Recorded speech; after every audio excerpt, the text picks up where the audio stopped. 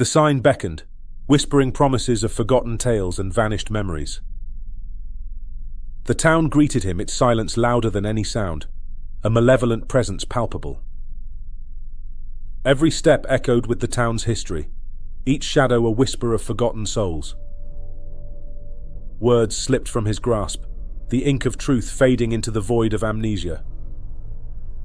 Eyes unseen bore into his being, a threat veiled in the shroud of forgotten faces.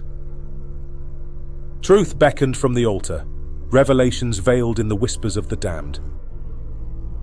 The town roared, its wrath a tempest of denied truths, a warning etched in the air. Remembrance flooded his mind, a deluge of horrors and revelations, a burden carried in silence. The town receded, its curse unbroken, a spectre of forbidden knowledge left undisturbed.